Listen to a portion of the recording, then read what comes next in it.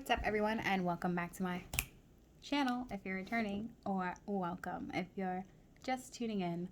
My name's Annie, and today I'm going to be doing another budget with friends video for you guys. I'm going to be closing off my buddy Chad's 831 paycheck tracker and open up his next one, which is 915 with you guys. And without further ado, let's get right on into this. So before we begin, I want to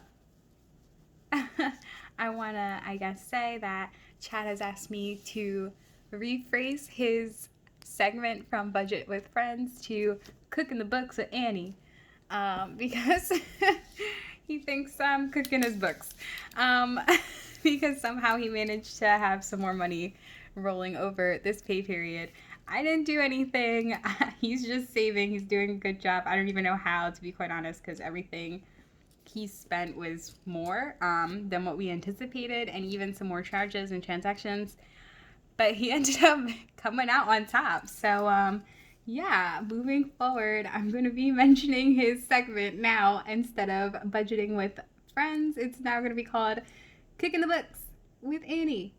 Woo! So, I'm going to go ahead and fill in his actual incomes. This is what he had in his account last time we spoke. And like I said, he has a little bit more than $11.95 rolling over. So, woo! Good job, Chad. I'm super excited. I'm super proud of that. And yeah, let's see how this all comes together. Like I said, I don't know. The numbers were like not really making sense to me, but hey, that's what his account says, so that's how I'm gonna leave it. I'm gonna go ahead and start adding up his fixed, and this is what he actually paid for his rent, and it's a little less than he anticipated, and then his other payment was a little bit more, so that should balance out pretty nicely.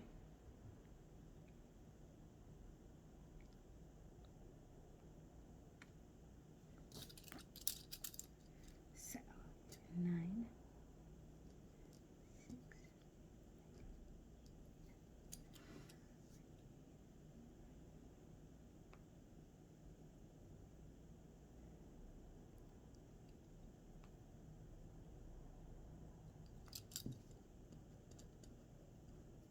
And I didn't realize I can change the like background colors of my calculator until just the other day, and I was super excited. So for his variables, he didn't really spend the full amounts, but I'm gonna write them in as he did because he had other transactions, so we kind of coupled them together as if he had spent the total amounts. That way he can start out fresh for his next pay period, and also so he didn't carry over any negative balances.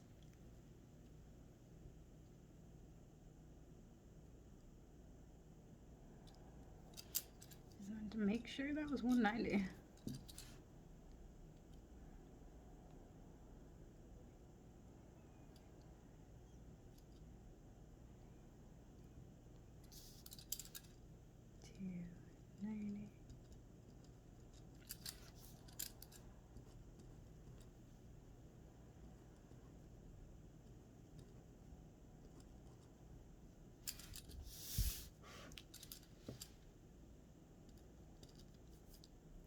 And from that last cash envelope stuffing video, if you guys saw, I did go ahead and correct. I added up these wrong in the last pay tracker video for him, but I corrected it in the cash envelope stuffing, and yeah, that's why it looks a little different.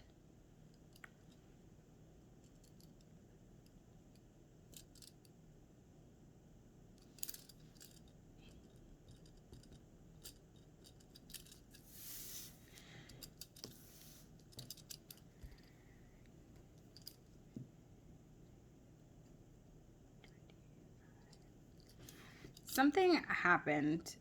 He's got to check this out, but he did say this isn't even his category. It's mine. But he did say he rolled over the $41 as he was supposed to, but it only showed up as $25. And yeah, I just told him to look into that. I was like, yeah, that's weird.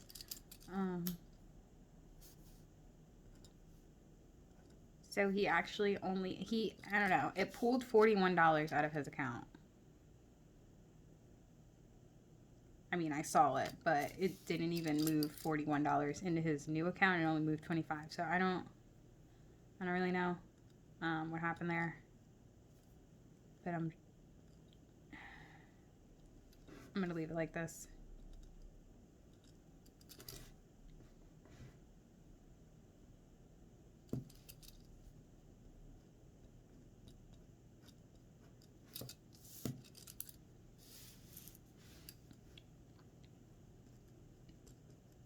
Now it says he should have $55.47 rolling over, but he actually had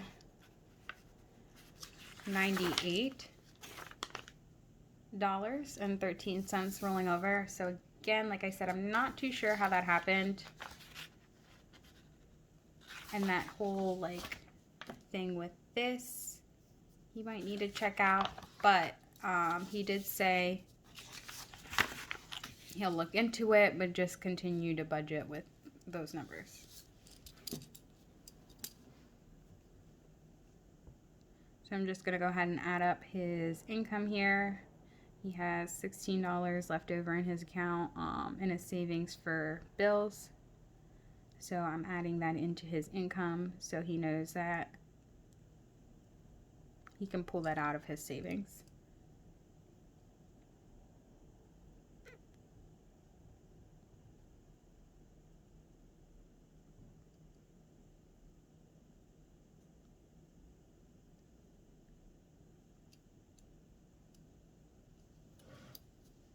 All right.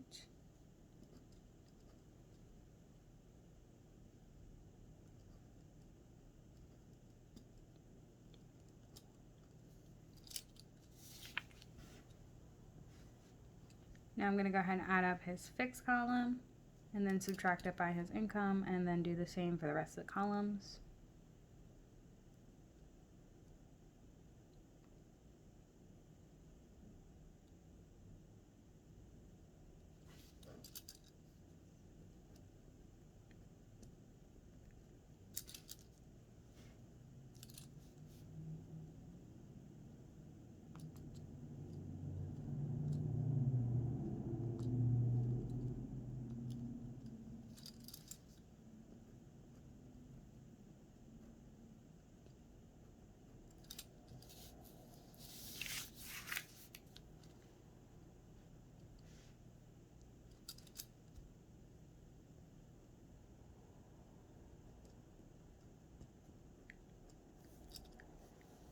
His variable expenses adjusted slightly. He noticed this column here he has like kind of for junk food and like eating out and stuff.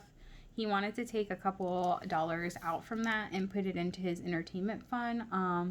This is kind of like his also eat out fund that is cash. He figured he might as well put it in here because he does see a little bit more overage on the cash rather than on his card. And he figured if anything came down to it, he can just put the cash back into his card to get points if anything like that had to come to it. But we have adjusted those numbers for him to reflect that. And I just wanted to point that out because if that ever is the case for you guys and you see like maybe you're using more category or more money from one category, you can always adjust your budget and put money from a category you're like hardly using, like his candy he was hardly using, to the entirety of the 65 he put on there.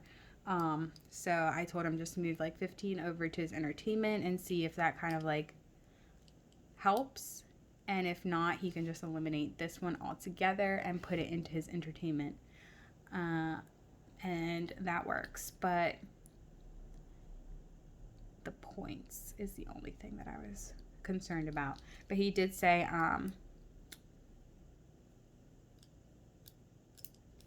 he has a buttload of points. So I don't know if he's really like, I think he has like 60,000 points now.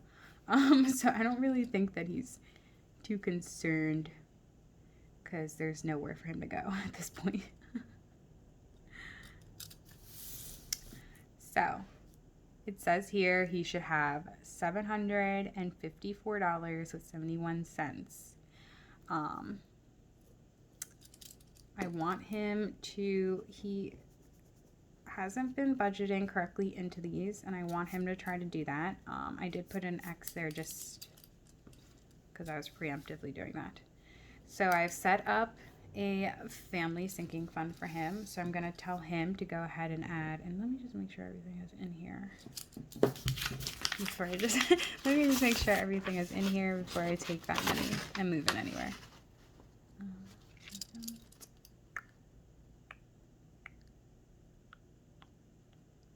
Okay, perfect. So I see that one of his loans is still on hold because he doesn't have it here in his fixed column. So I'm going to add it here to a sinking fund. That way he can start one as well. Since he has $754.71. Oh my gosh, please be right.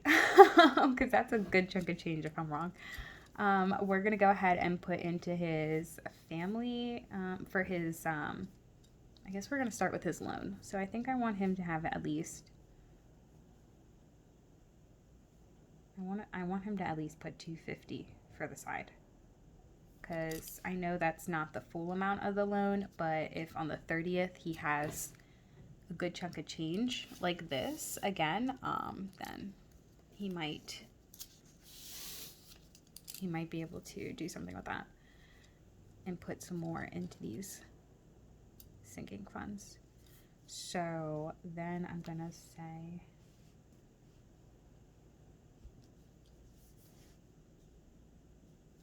he's gonna need another 200. I'm gonna say 250 here for family.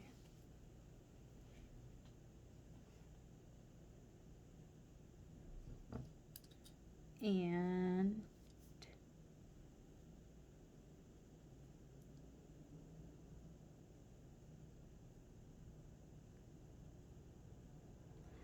that leaves us with $254.71. So I think I want to give him at least $150 for next pay period. That way he, at the end of the month, if anything else also happens, he has $150 already saved for bills for next pay period. So minus 150 equals, okay, perfect. Then we're gonna do, I think he should put maybe just like 20 here because he doesn't buy too many clothes.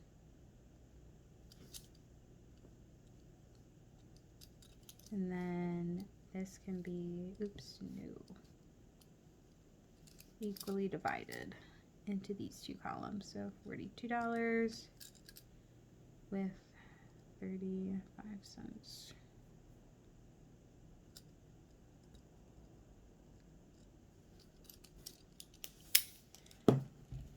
And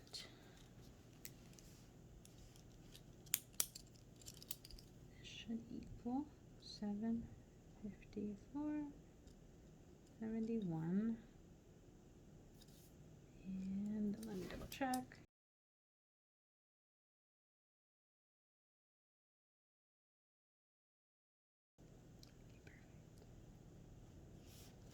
Alrighty, everything looks good here, so he should have $0 rolling over.